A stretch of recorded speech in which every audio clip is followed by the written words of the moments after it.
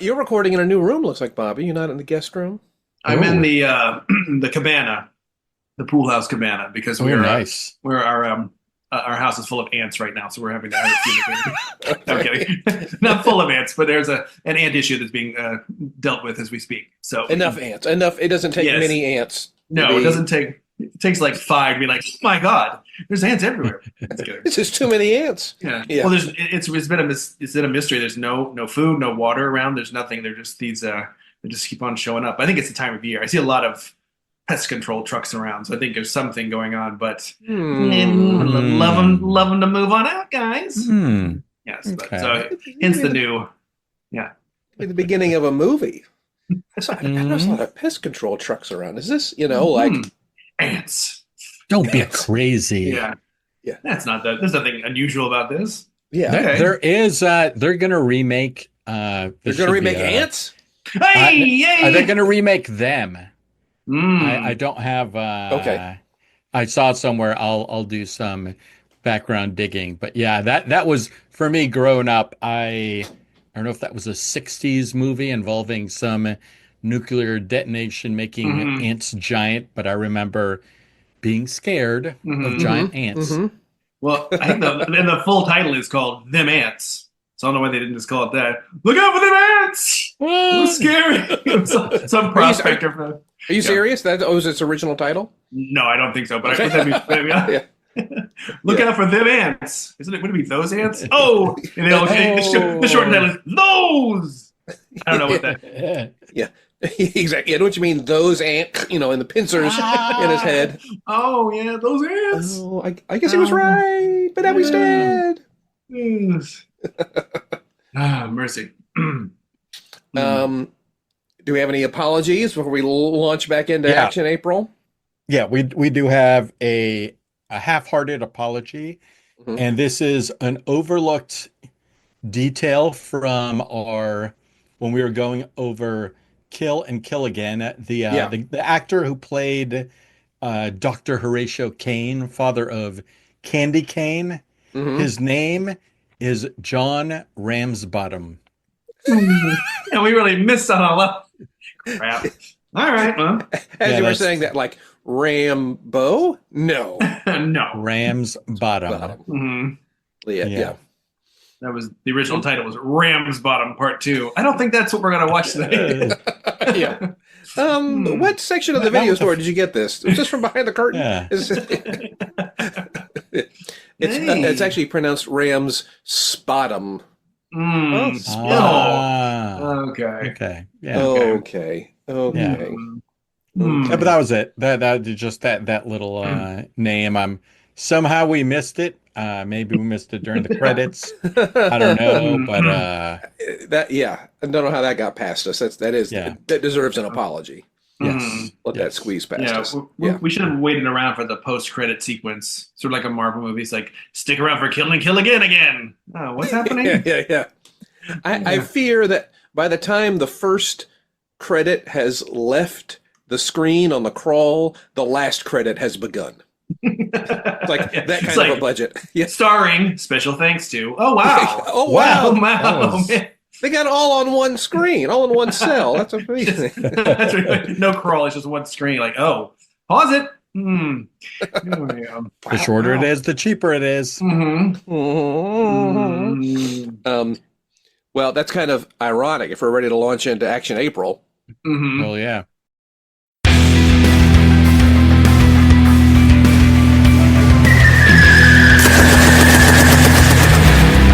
It's Action April.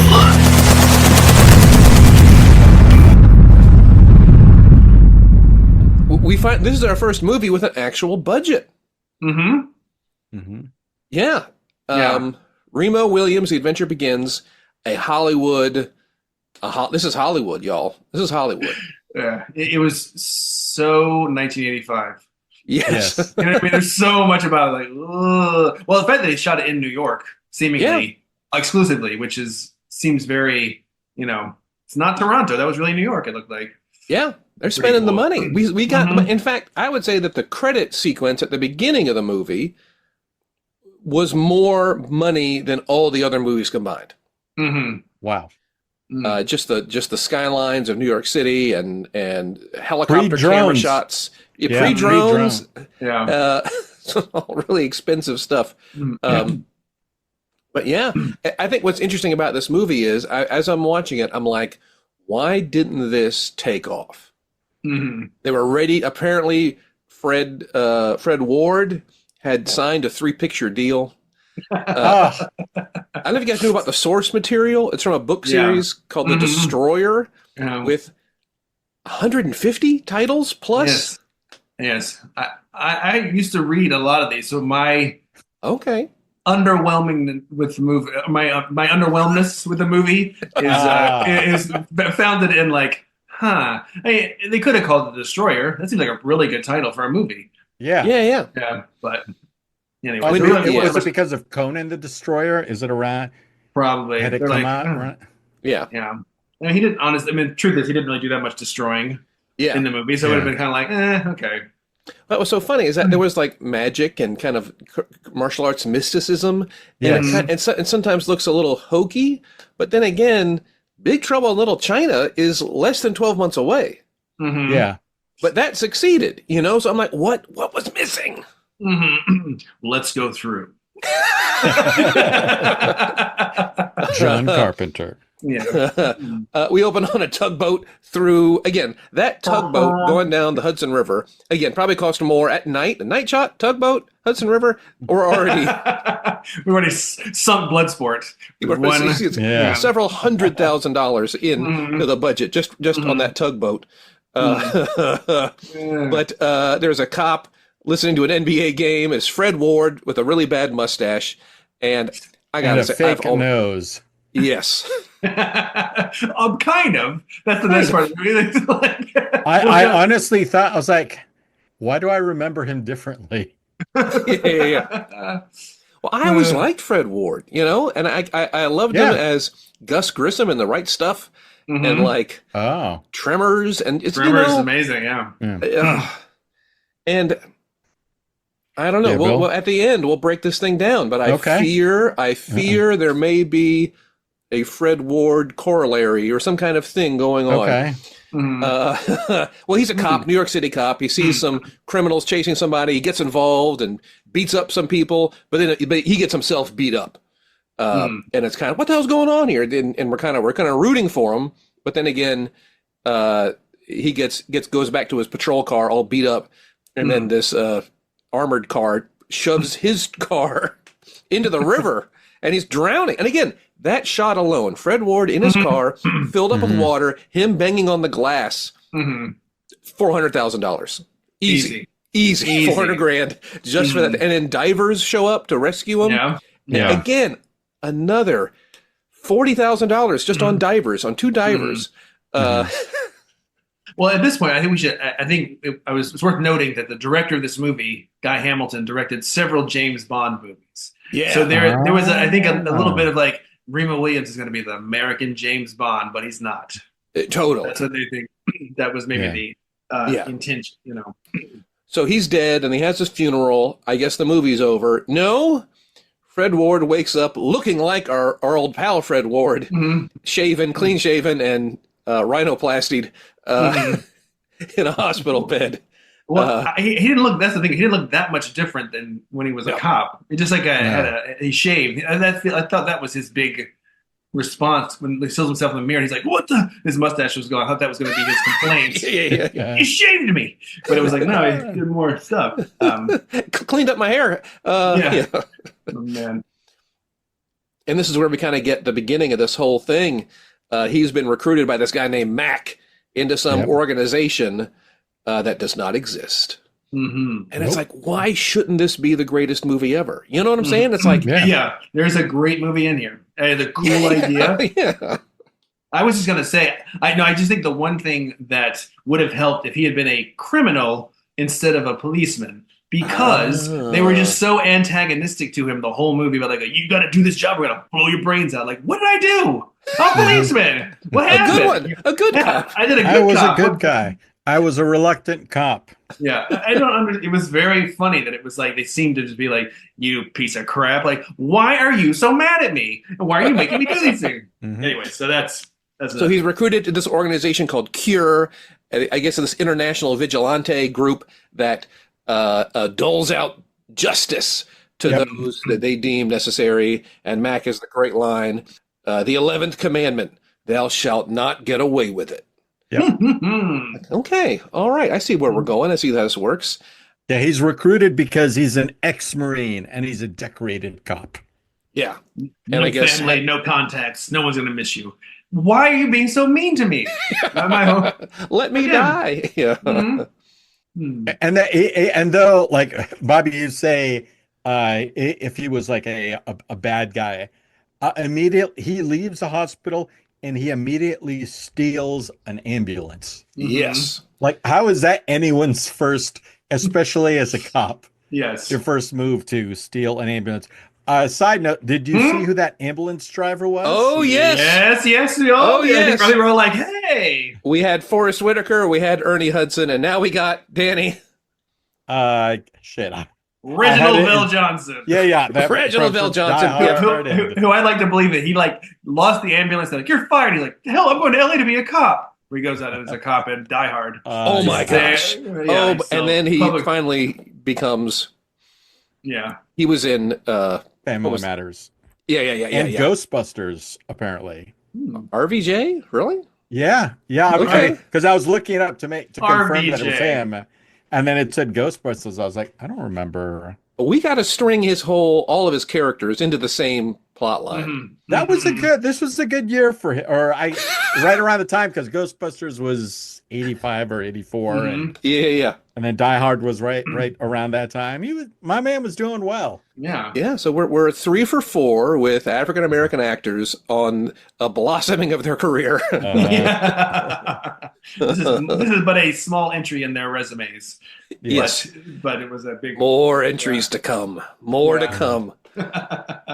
Well, it turns out Mac, his recruiter, was in the back of the ambulance that got stolen. They knew it all along, and he takes them to visit this organization, and we meet Wilford Brimley. Yeah, at his computer. Yeah, perennially old Wilford Brimley. He's been 70 for 40 years. Yes. Huh? Yeah. He's probably younger than the three of us are now. Yeah. He was then. He was probably like 38. Yeah. Like, geez. That's funny. Well, he has a little bit of a speech, which was a little kind of a right-wing fantasy, Brimley's like, I don't even vote anymore. The legal system doesn't work. We go after the bad guys. It was a little, I get it. It was cool, but it got a little, I don't know, a little. It's a vigilante group. Yeah, it's a fantasy, but it's legitimized because they've worked for the past 5 presidents. So that makes them legit. Well, as we learn more, it goes back even further. Yes. He's got a computer that, get this, everybody, this computer is hooked up to other computers. What? Here's the answer. This web of networks. Yes. That is global, globally broad network. And I think within this do you ever see that there's a TV show called Person of Interest? Or was a similar thing where there was like computers and it was all their surveillance, and they would find someone who needed help, and they would send Jim Caviezel.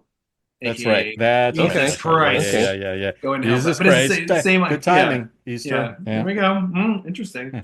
But it was like same again. That premise is like, oh, that's pretty. Someone may have seen Remo Williams and was like, hey, this is the best part of the movie. This computer that knows everything. Yeah. And actually, when he accesses it, it's like very like what AI would do today. Like AI compile a dossier on Elon Musk, or compile it, and it's like as Brimley is doing his little searches. There's like audio and little video clips, and the computer's talking.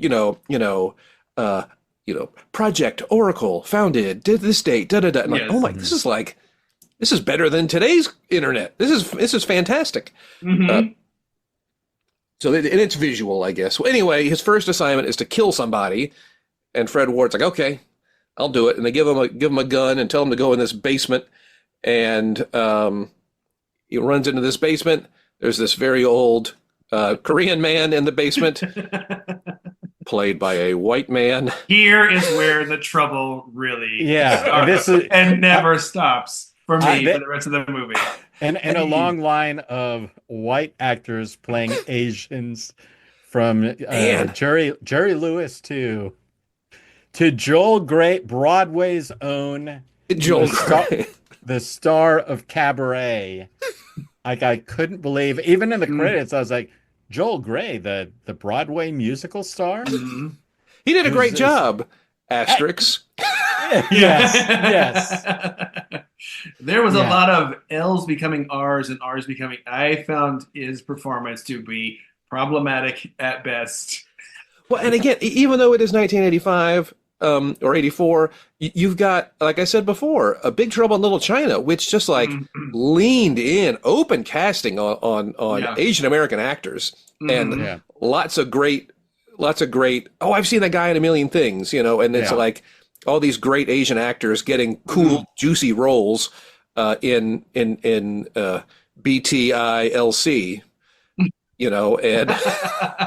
Well, and like Karate Kid was like a year before this, so it's Yeah. not like it was like Ah. in Pat Morita. It's like there's a plethora of Yeah. Asian American actors you could pick from. Why Joel Gray? And what was the?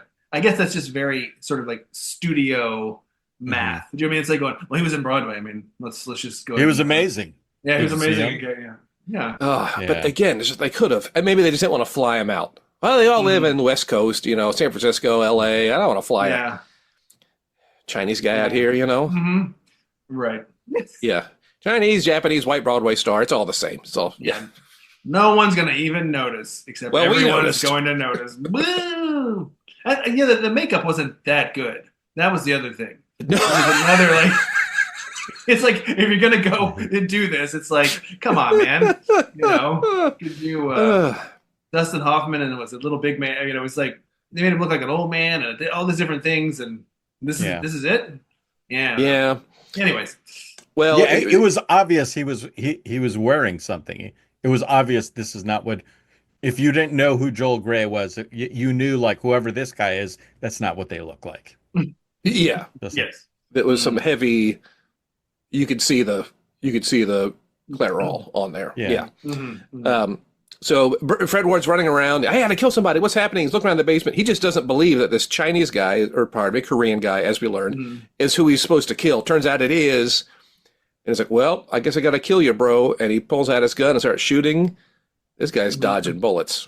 Come on now. How do you do that? Come on. And again, it's like, we saw a guy levitating in Kill and Kill Again, but this just looks a little hokey. And all the bullet dodges, to me, I don't know.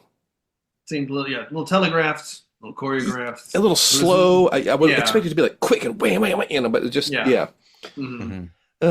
Well, long story short, this guy, this old Korean guy, is a martial arts expert of this amazing Sinanju martial art, and is going to train Remo Williams how to be a Sinanju assassin. And why isn't this should be awesome? It should be everything is amazing. on paper, this is really cool. Yeah. Super cool. Sinanju is a village in Korea where all the fighting arts were born.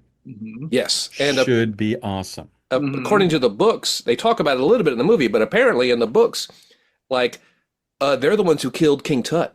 They killed Caesar. And all these, it made it look like an accident, and like they killed Napoleon. And like throughout history, these Sinanju assassins have been doling out justice. And it's like, again, this should be, come on now. Yeah. Chun, who is the Korean man, does have a very funny line, and he's also, as we learned, pretty racist and sexist, which is hilarious. Yep. A fine line you can walk here, but go on. But he at some point Fred Ward screws something up, and he's like, "Look, I didn't ask for this, or I'm sorry, I'm not getting it." And Chun says, "You did not ask to be white, so perhaps it's not your fault." And it's like, Joel Gray delivering. Joel Gray? You in there, Joel Gray? All right. There's that, because he's constantly insulting him. Yeah. Like, you move like a baboon with 2 club feet. The line that I remember from watching this as a kid that I guess I must have shared with my friends repeatedly is "You move like a pregnant yak," and we love that line, and it got repeated. Mhm. Yeah. What's kind of fun is rather than a training montage, we get a training movie. Mhm. And Yeah. again, it's like they're ready for the sequels. They've already gone to the bank. They've already got the whole thing Yeah. figured out. Parts 2 and 3. Let's just do a training movie. Let's stretch this thing out. Mhm. Fine. The other story involves this guy George Grove, who's an arms sales guy who's selling weapons, that defective weapons to the government. And there's a young lady, Major Fleming, Mhm. Captain Janeway from Yeah. DS9. Yeah. Very nice. Very nice. Yeah. Already in command, already Yes. like has presence, and just shuts down like all that sexual harassment. Yes. Mhm. It's only at a very young age, she already looks like an officer, Mhm. which is kind of like She's like Wilford Brimley. Like you already look like you're probably 33 and look like a 45-year-old. Probably 10 years better. older than Wilford Brimley. yeah. Sorry. Wow. You gotta understand. We gotta knock this down. We're gonna get these guys out of here with our karate. What the hell are you talking about? Kate Mulgrew, is that her name? Yeah, Kate Mulgrew, yeah. Yeah. Apologies to comparing you to Wilford Brimley. Apologies for next week. Half-hearted, but Yeah. yeah. So we kind of cut back and forth a little bit between her investigation into Grove and Remo's getting trained. And there's a general who's covering up this new assault rifle that's not working. And then, and she's, wait a minute, something's wrong and fishy and digging into things. And that's kind of setting up how this whole thing is going to go. We've got a great training montage at a Ferris wheel. Yep. Apparently Fred Ward did most of his own stunts for this as well. Love it. Ah. Yeah. It's kind of fun. You could see that a little bit where you could see him like jumping into a frame or something and then continue with the scene of like, oh, there was no cut to. There was, Mhm. Yeah. Yeah. There were a couple of stuntmen in wigs, though. Very, Yes. very prominently on some of them. But yeah, he seemed to be kind of like the kind of actor who'd be like a Lee Marvin or something. He's like, oh, I'll do it. I'll climb on this building, or I'll do Totally. this thing. It's cool. And they kind of have a fun relationship. They have a fun rapport. Mhm. Chun is kind of grouchy and irascible, likes watching soap operas, which is hilarious. great. Yeah, great. Yeah, and again, great it's like, on why Bond. shouldn't this succeed? I don't know why. Yeah. Mhm. They're at the Coney Island, and there's a ring toss game, and Chun just like just wins this giant Mhm. Pink What, Panther. and that guy who was running the thing, like, come over here and win something for your grandkids. Like that guy's been like 1,000 movies that same part. Oh, man. Yes. There was like some special, was it and with, or I maybe at the end of the credits, like, and so as the fair carnival barker or whatever. Like he's worth giving a shout out to. We need to cut his name in here on the edit. I'll try to insert his name because that guy is. The actor's name is William Hickey, best known as Dr. Finkelstein in Tim Burton's The Nightmare Before Christmas. Just character actor extraordinaire. He's at, And it must have been in his contract. You're going to give me a full 2 minutes of screen time. Yes. It was a lot of time. Yeah. Well, he's had like 90 seconds in 100 movies. And that's kind of like his whole career. All he needed was 15 seconds. Yeah. They gave Could you him be- a lot. It's like, is he an undercover spy? Is he no, he's just Yeah. Yeah. It's just the all right. come on over. Apparently, we learned that Fred Ward, Remo Williams, needs 15 years of training to fully master Sin Nanju. He is able. We're starting to see some cool powers emerge. There is some dodging. There is some running across the sand without leaving footprints, which is quite fun. They have a total odd couple vibe, bickering about dinner and MSG. MSG and sex advice, huh? That was a lot of fun of just the which lesson, the finger touch, the fingers on the pulse. Yeah. Like, that's just lesson one. what's lesson 2? And he's like, rarely do you need to get that far. Wow. It's like, ew, come on. Ew, yeah. Come on, Sing Joel it to Grey. us, Joel Gray, Ba-ba-ba-ba-da-ba. Broadway star. Hand me that cane and the top hat. Why? Just to do it, Remo. Oh no! Oh no! Oh no! Oh no! shit! I don't like this. I think also at some point, maybe when they're on the beach, that's the first use of swelling, music that really didn't like. He's like running on the beach. They did that like 5 or 6 times. Like nothing's really happening. They're blasting this music like, and I think anyways, that I have a theory at the end why this didn't work, but I'll. Okay, I think that is the mystery to be solved of this movie is why it didn't become what they intended. We meet one of Grove's henchmen, this guy with a diamond in his tooth. And again, a very James Bondy, like, you can always, it's that guy with the diamond tooth. Yeah. Or the bladed bowler hat, or the metal teeth. No, it's just a diamond in his tooth. Why? Don't know. Played by the venerable Patrick Kilpatrick, who was a mere 5 years off from playing the Sandman in Jean-Claude Van Damme's Death Warrant. He made many appearances as a scary guy. So that's a nice little little connective tissue. Yes, nice connective tissue. Action April. April. Now I remember this as a child when the Statue of Liberty was being refurbished and it had all that scaffolding up. Yeah. So the next big set piece fight sequence is more training on the Statue of Liberty when the goons show up, and Now it seemed like he was he paid simple construction workers, not like hired hitmen.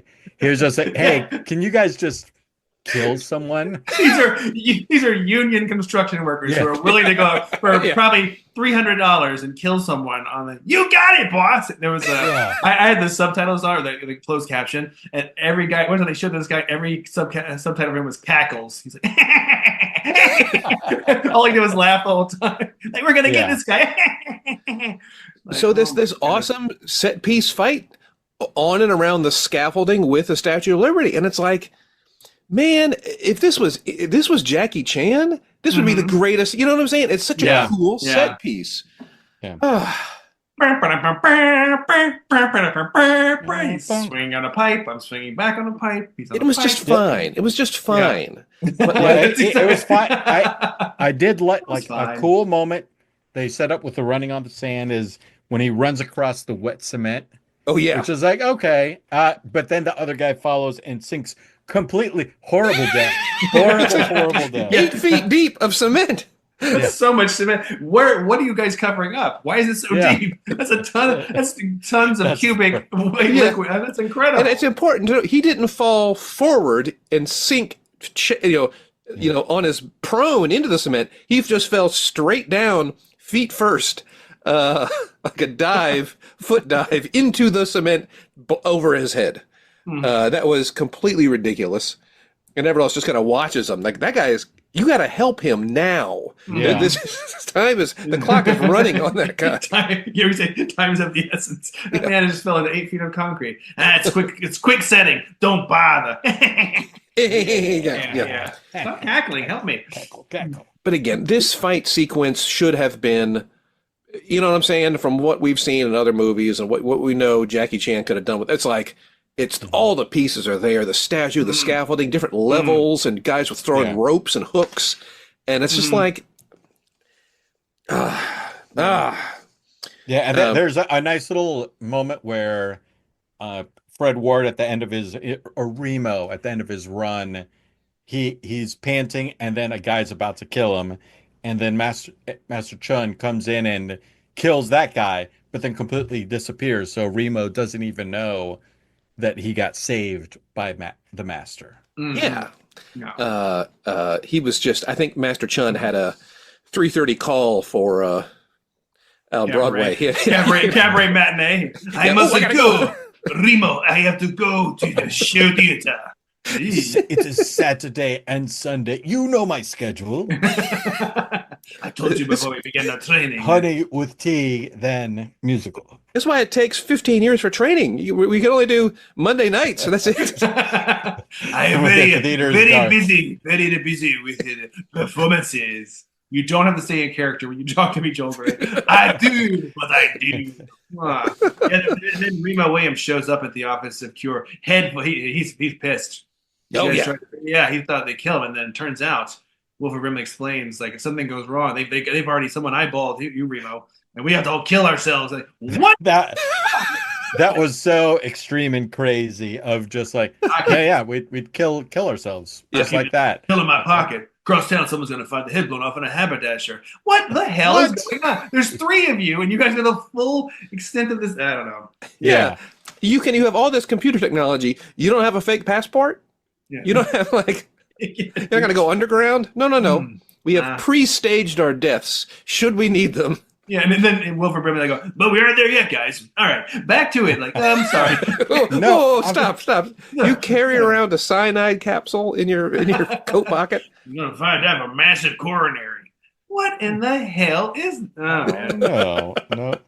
And then Remo asks Chung, and then he says, if Emperor Smith so asked it, he would kill him. Yes. I think Brimley was Emperor Smith, I believe. Yes. Yeah. Okay. All right. So they got to investigate Grove. Clearly this guy is a crook. They got to investigate him. Wilford Brimley pulls up all this really cool, amazing AI little movie about all the data on Grove. Harp. Yeah. Yeah. They break into his plant, Grove's plant, chased by Dobermans. Great. All the stuff with the Dobermans was so much fun.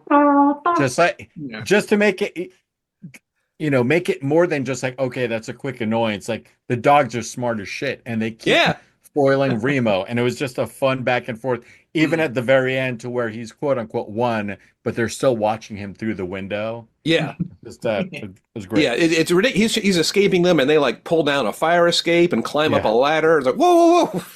Yeah, who trained you guys? Yeah. Dog Sinanju. Dog Shun. It's a German Shepherd being dressed up as a Shih Tzu. I don't know, guys. Come on. It doesn't have to be it could be. It just seems like you don't have to make it to. Oh my goodness. It's always a German Shepherd. I'm sick of this. Yeah. Clearly, that's a German Shepherd in makeup. That is obviously the long mustache. Ew! I don't understand why you do that. Not a lot happens. I thought more would happen in this break-in, but it turns out Mac comes with them, and Mac steals some data tapes. And gives them to Remo, and then is shot in the back. Yep. And we think he's dead, which is like emotional, but then he's still alive. But then he goes through with it and just straight up he kills gets himself. captured. He gets captured. And he wakes up in a hospital bed, and then the guy's like, "When's he gonna talk?" I don't know. He's still waking up, and he pulls the plug on himself, literally. Yeah. They talked about it not long ago in the office. They covered it. Yeah, it was 100% okay. All right. He would have been okay. He was fine. He would have been okay to eat some fluids. Oh well. And I like how Remo, stormed into the office, previously, and now he's like angry that Mac got killed and he wants revenge. Yeah. You can help it. You can do it, son. You can do it. Right, Wilford Brimley. But it's got to look like one of Chun's perfect accidents. Yeah. Which to this point we really haven't covered at all. That's what they do. No. So it's like, hold on. But anyways, back to the bigger problem at hand with the movie, but let's keep going. Yeah. From which none of the deaths have been perfect accidents, except for Remo's own staged death. Yeah. Like I could have. We'll go back to it. Well, the end kind of gets a little needlessly long and kind of back and forth, but he infiltrates the army base where Grove happens to be, and Major Fleming is there as well, and then Chun shows up too, and they get Fleming and Remo get caught in this gas chamber thing on accident by the guy with the diamond tooth, and he just pushes a button and it releases gas. Like, I guess they're dead. But I didn't quite get it. But the diamond tooth guy, it's like, no. This isn't fair. I got to get in there and fight him. Yeah, he wants his pound of flesh Yeah. because he killed his other buddy that I guess they were good buddies. Like they didn't set that up Oh, at okay. all. Like this is for I forget what name he said. Okay. Uh which is either the guy that fell in the cement. How did you know he fell in the cement in the first place? Talk about, there was a perfect accident. That guy's gone. Yeah. They'll never find him Yeah. for decades. Yeah, that's it. He's in the Yeah. in the foundation of the newly christened Statue of Liberty. What happened here? Wow. Next Keep to walking, Jimmy keep walking, Hoffa. folks. Keep walking, folks. We're gonna do this. Keep Yeah. walking. Yeah.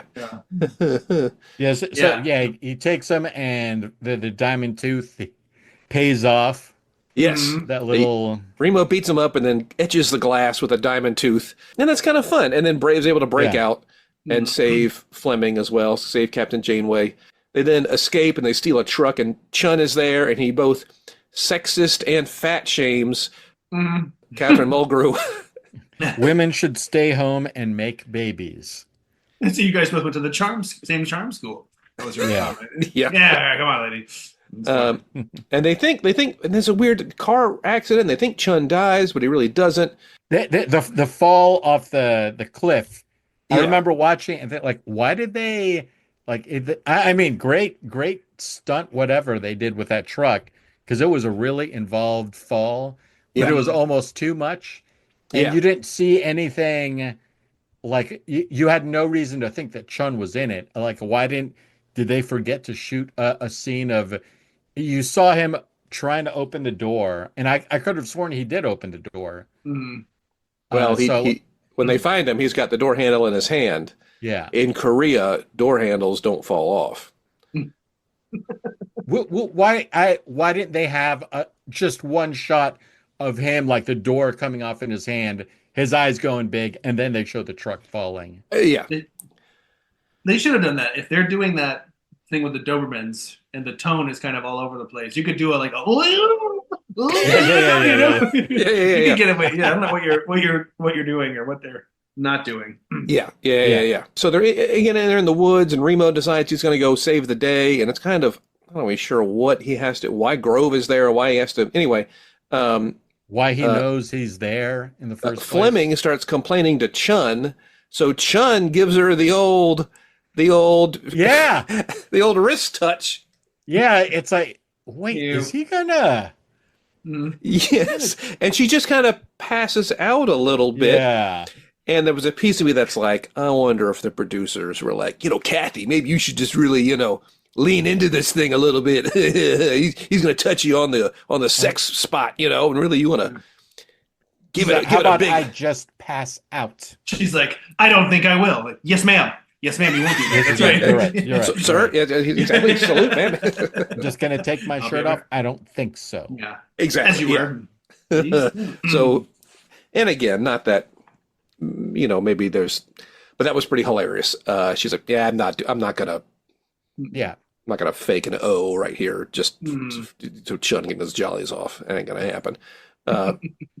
So a big chase scene to the woods and guns and machine guns and logging camps and all kinds of things. Great.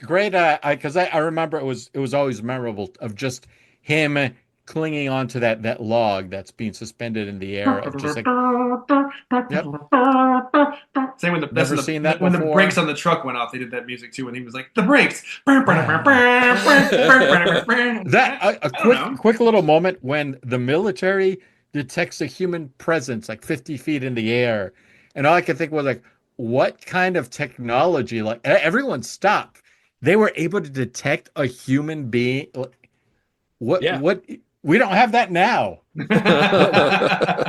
How did you do that? There's also the post the ADR of when they're in the truck and Grove they're trying to justify why he's shooting so much like that from the machine gun to the big heavy can of machine gun, and it's like, are you out of your mind, George? It's your ass too, Scott. So it's clear, like, okay, yeah, this it's clear that this is too much, and the other guy, yeah. Yeah, It was just no, kind it's of a fun. funny ADR moment.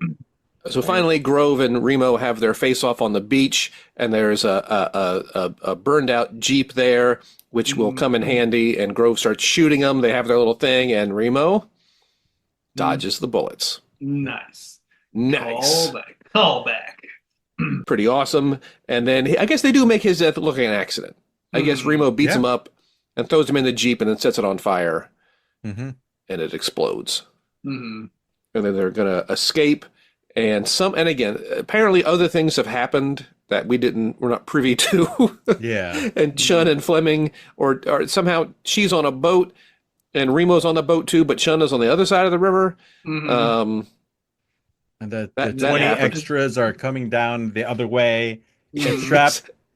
And a very fun moment of, Chun just runs on the water. And I remember seeing that. I was like, that was awesome.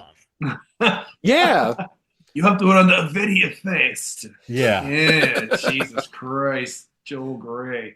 Please. But again, it's like, I know it's easy to kind of say like, well, that was all fantasy and it was stupid, but like, Big Trouble in Little China is right around the corner, and we were okay with the fly levitating and Kill and Kill Again ish, okay-ish. But that's it. That's Remo Williams, everybody. Flying meat discs. Out of five, I'm gonna say 3. 2.5, 2.5 to 3. I was Yeah. Yeah, and I hate doing that, but like, because there were so many like I don't know who to blame for this. I don't know why it wasn't awesome. It had all the pieces. I think. Oh, go ahead. Dan. No, here we go. My two cents. I think that first off, they thought it's just the first one, so we're gonna hold back. We're not gonna do the coolest stuff. We're gonna wait until the other movies happen. And the whole movie was, we're going to tell you how to feel about what's going on, and we're not going to show any of it. Okay. Everything felt like, this is pretty cool, right? Right, audience? And it's like, I don't know. Like that thing with the perfect accident. Like, why didn't you talk about that to begin with? Like, we're an organization. We make people look like they die by accident, or anything. Just all felt, like you said, Bill, fine. It was fine. Action was fine. Everything was fine. Yeah. But the sets were there, the money was there, it's like you guys, speak of that, the perfect accident. You guys ever see Daredevil 2, the second one with Domino? No.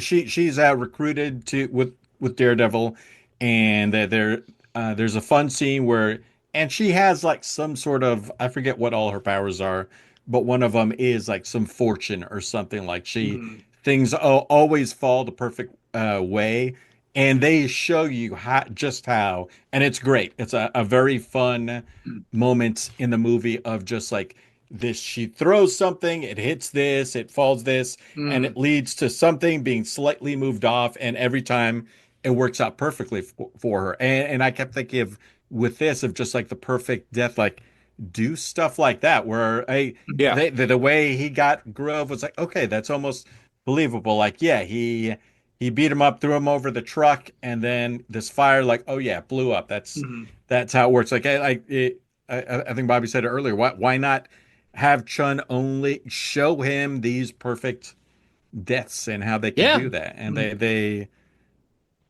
not once.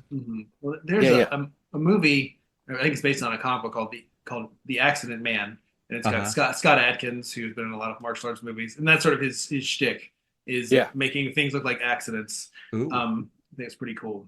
Yeah, that's fun. Anyways. I like all the actors. I just think the casting was poor. Like if you had Kurt Russell, and again, it's like, I love Fred Ward. I love seeing him. It's great to see him, but I don't think he's leading man, or at least this leading man. You know what I'm saying? Yeah, he's a great guy in the ensemble. He's a guy. Yeah, even leading the ensemble, or more of a character kind of a thing. But I just and it's not that he didn't have the chops. I just think it's that whole, he doesn't have that charm, that Kurt Russell charm. And not that. Again, Mulgrew, she's fantastic. She's amazing. But I think, not that this is 85. You could be a little more cheesecakey. You know what I'm saying? And I think especially I don't know. I hate saying that. And then, of course, Joel Grey, Broadway's, has the keys to our heart. Yet here he is. Sure. Not one song. Not one. Not one song. No soft shoe. No. So again, I just think it's like these are all fine actors, but I just like in another world, you're getting like Schwarzenegger and somebody crazy hot, and then Jackie Chan. You know what I'm saying? And it's like, oh, that's a different movie. Yeah, Kurt Russell, Jackie Chan, and Sharon Stone makes a whole different movie. But Wilford Brimley and the other guys that stay. Totally. Brimley's in. And Reginald Bell Johnson. They're in. The ambulance driver. They're in. He's still in.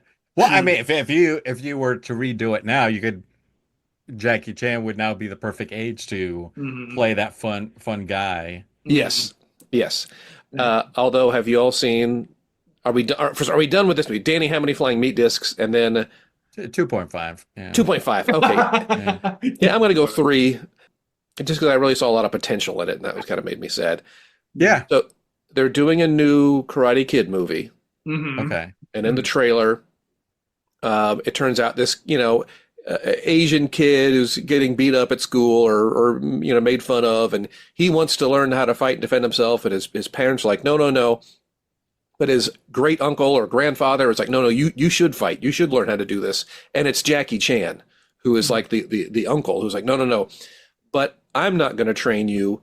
Let's call Ralph Macchio. Yes. And it's like, time. I wanted to stand up in the movie. And I was at the Minecraft movie with the kids. Like, hold on, everybody. You got to realize. Yeah. This is Bizarro World. Yeah. Jackie Chan's not calling Ralph Macchio to teach anybody karate. Are you kidding?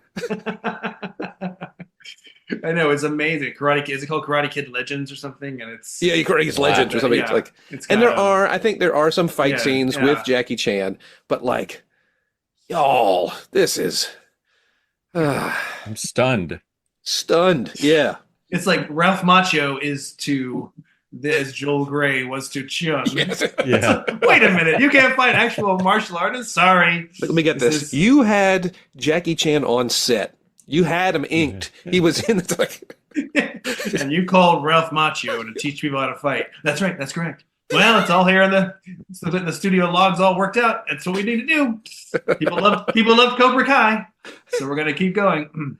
Oh man, and I'm sure Ralph was like, "Yeah, oh yeah, I love this idea." What time in which dojo? I'll see you there. Hey-ya! Maybe I can teach Mr. Shan a thing or two, huh? Hiya. He's like, do not speak to me. Okay, fair enough. Okay, all right, great. Enough said. Gotcha. Certainly, sir. Yes. Yes, sir. Right away. Walking away and bowing. Walk away, bow. Most honorable. Yeah. Wow. All right. We have a room. We've got 5 Wednesdays in April. Do we want to have a bonus Action April? And if so, where are we going to go? Now, one of our 2 listeners emailed us, and I forgot to send this. And they should have opened the show, Danny. This should have been the first. I apologize. That's an email. Quick side note, I love that those first 10, 15 seconds of that song, and then it becomes like, oh, very 80s. Like, yeah. Like, I want that beginning on my phone as a ringtone. Yeah. But okay, the email here says, have you all seen Eliminators? It's the best, perfect for your reviews. I actually, I've never seen nor heard of Eliminators. Okay, Bobby. I have seen it, but it's been a long time. Fair enough. The poster is what sticks out to me. It's kind of a cool, like, half man, half robot, rocket shooting something or other, and then like I'm listening. Maybe some other stuff in it. Yeah. Okay. It looks like there's 1986. Okay, yeah, there's a trailer. Here's the guy from the. Oh yeah, it's kind of a modern knight, a modern 21st century knight.